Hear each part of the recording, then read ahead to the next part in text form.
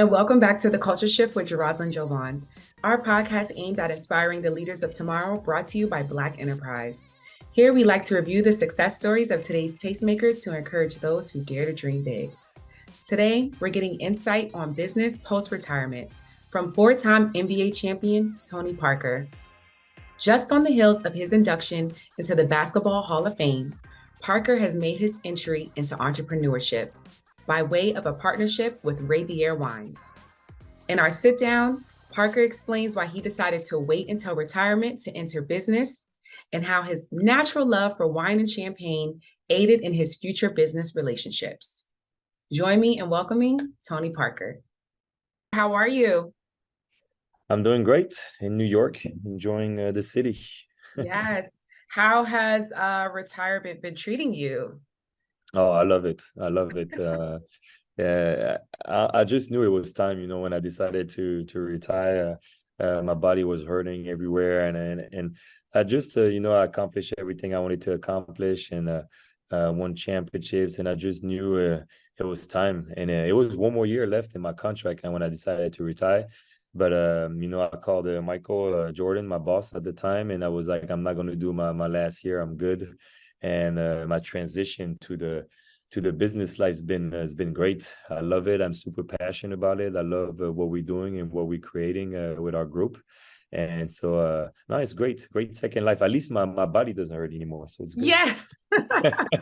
Yes, and you've aligned with a company, a brand that has the perfect product for you when you're probably soaking in the bathtub and doing away Exactly. all that reversal basketball damage. So tell Exactly. us about your involvement with Reybier Wines, Yes. and the launch of.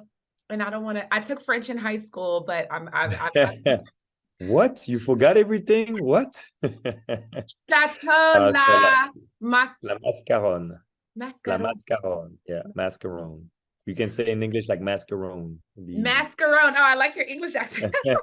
You have to So yeah, adapt. tell us Yeah. about your involvement and your passion with the brand and what Yeah. got you involved with it. Yeah, obviously coming from France, I always loved the wine business.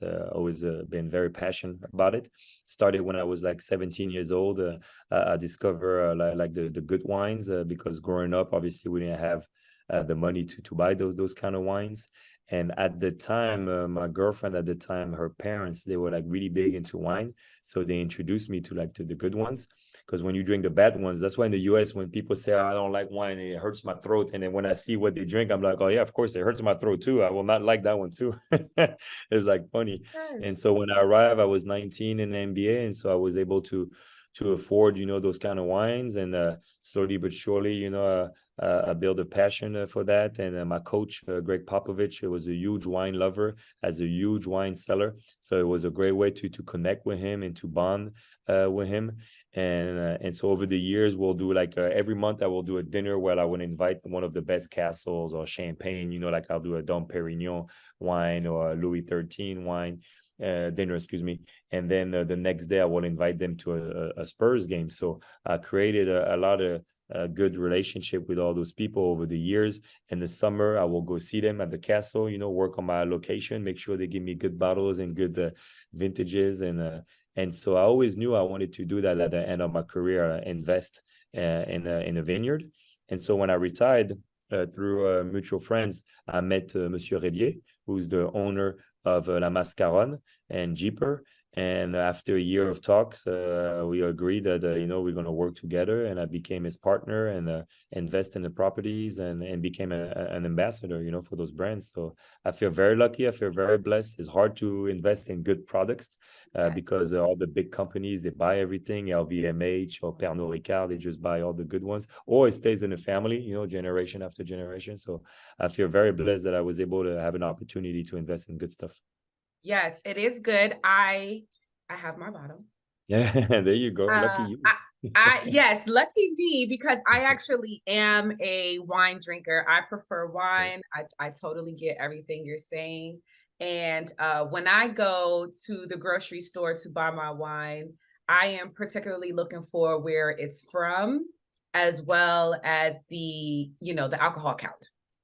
I want, if I'm going to, because typically I'll just have a glass, 1 or 2 days out of the week. So if I'm going, I want something that at least give me a 12.5 or more. Yeah. So this is very, very up my alley. Oh yeah, this one is good for women. It's super clear, super clean, easy to drink. Yeah, this one is like nice. So now it serves as your entry into the business world, into, really going into entrepreneurship. You've been so focused on your career for so long. And like you said, now that you're retired, this is what you've decided to do first things first on your list of, I'm sure, more business ventures to come. So how does it feel? And why was this the product that made you decide you were ready to embark on a business venture?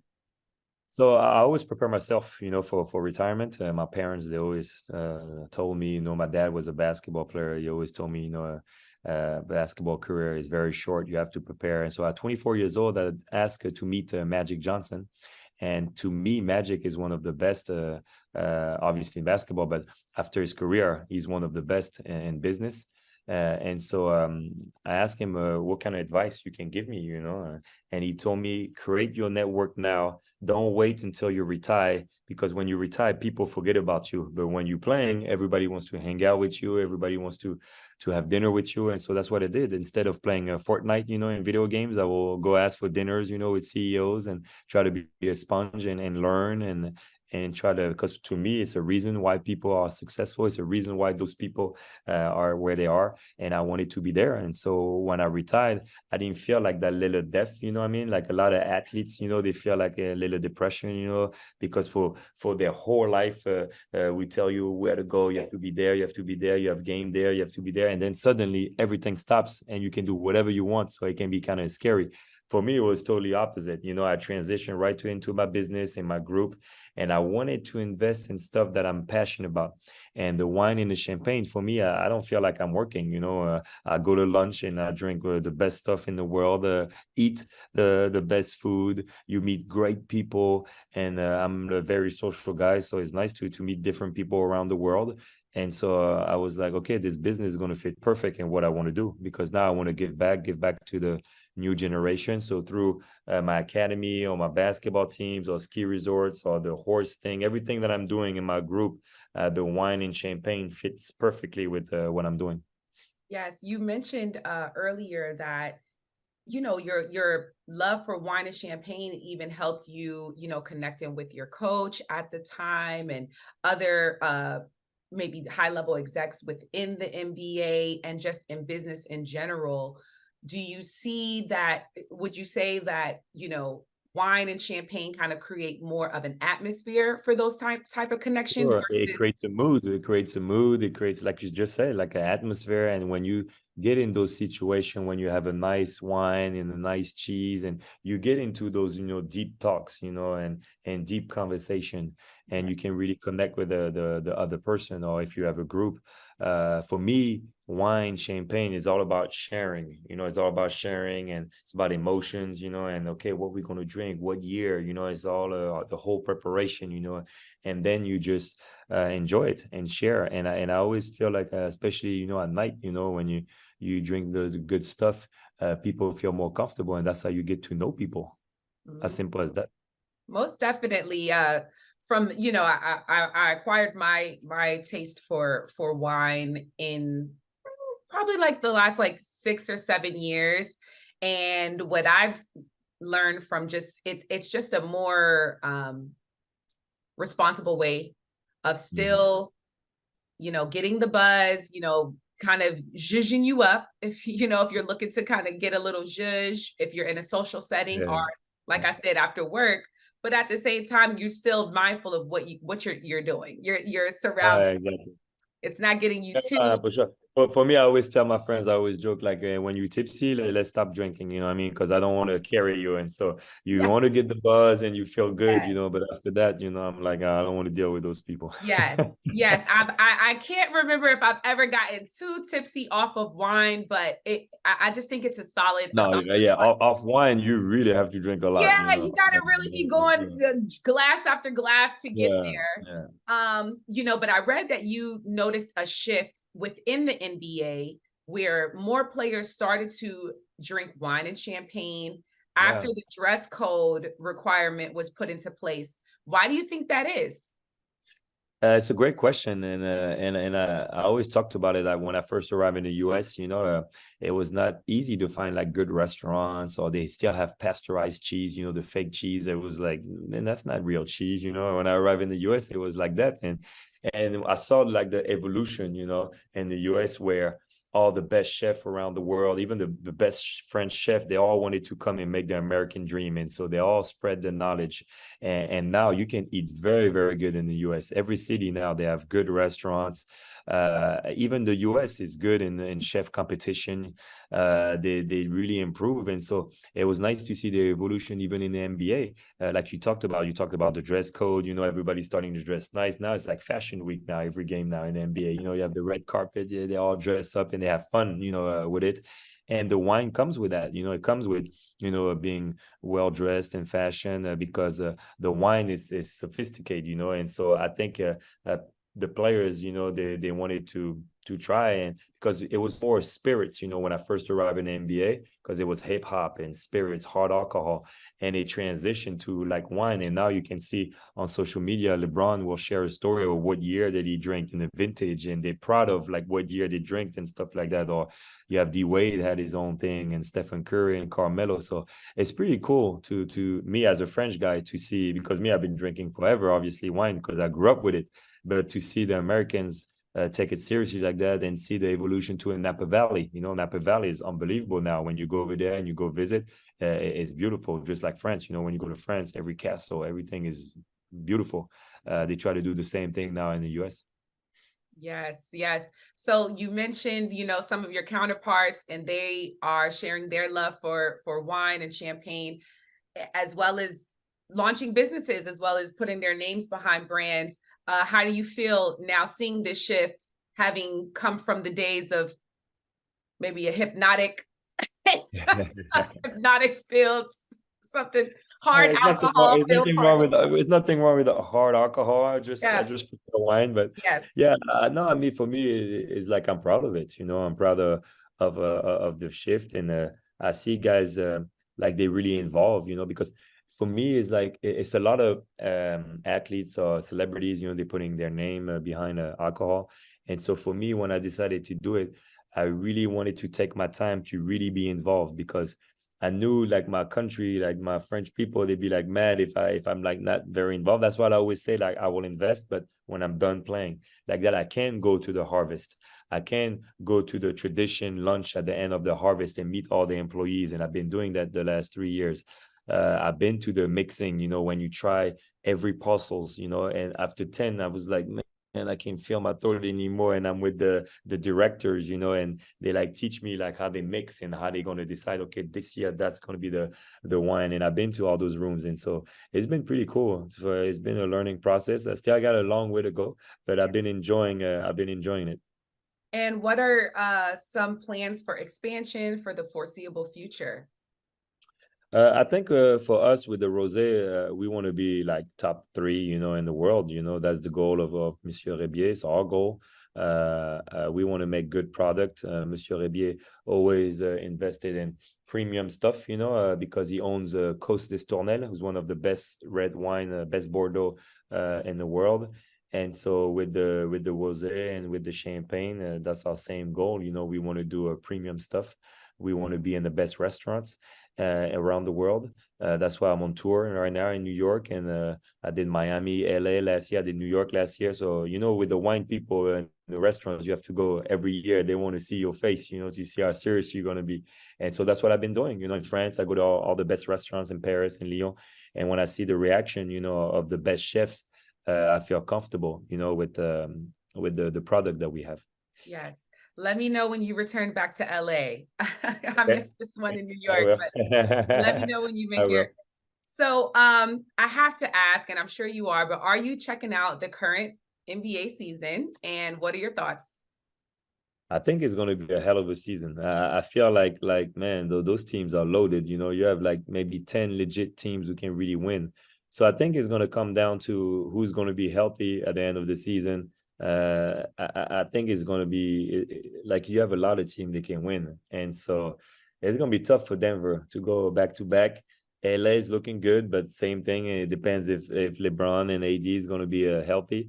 So it's an exciting time, for basketball. You have great players. It's a great league, and I can't wait to see Victor, in San Antonio. That's going to be fun, with the Spurs.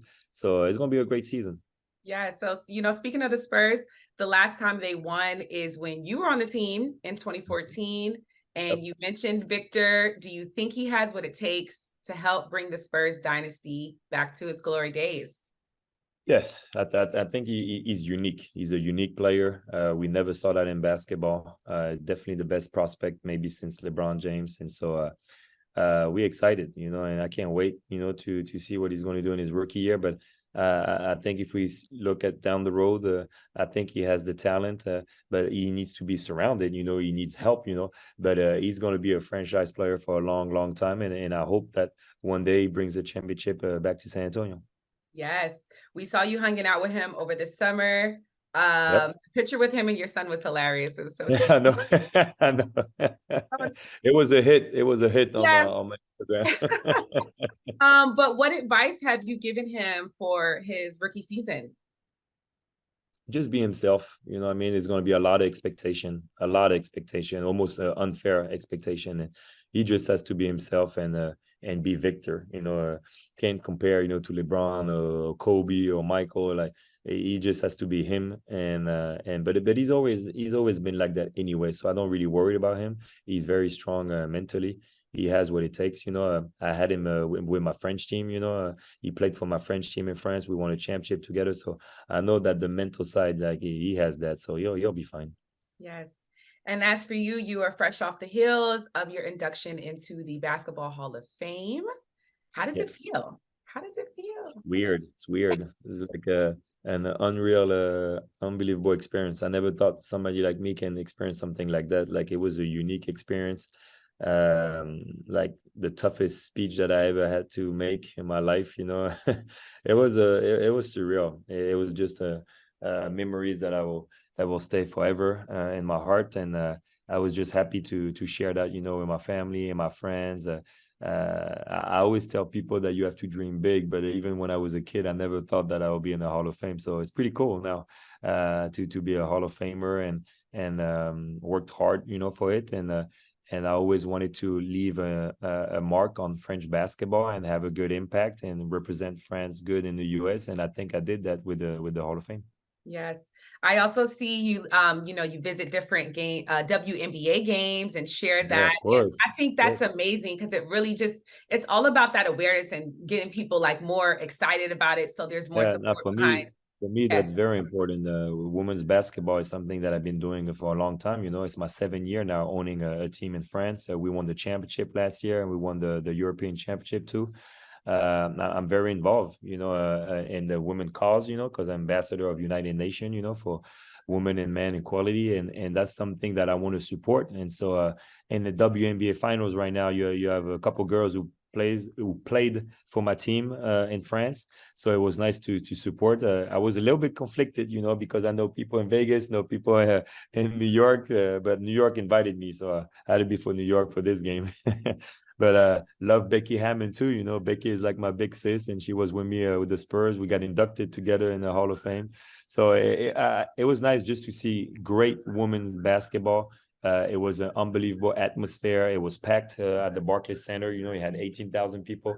And so when you see, too, the evolution of the WNBA, because they started, I think, in 99, I think, the first season. So I arrived in 01 in the US, so I saw the whole evolution. I'm very happy, very proud of them. They've been playing great basketball, those girls.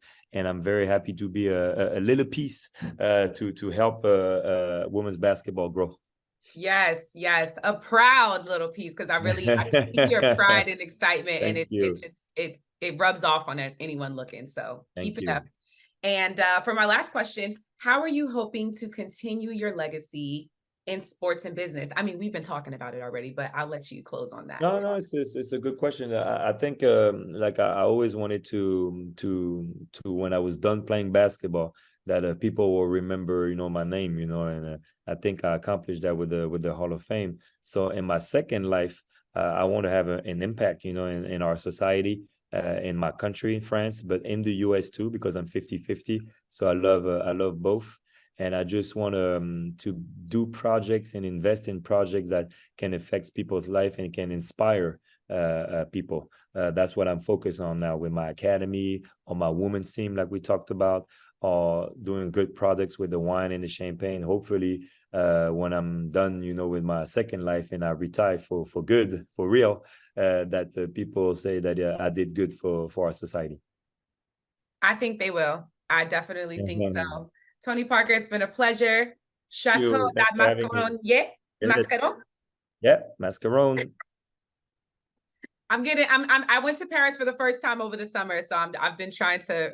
So you asked me you asked me to let you know when I come to LA, but you're gonna have to come to La Mascaronne too, in the south of France. You need to organize a trip, and then when you come, make sure you let me know, and like that I'll give you the tour of La Mascaronne. Oh, I'm sure we can make that happen. That'll happen. All right, thank you so much, Tony. It's been a pleasure speaking with you. Thank you. Have a great day.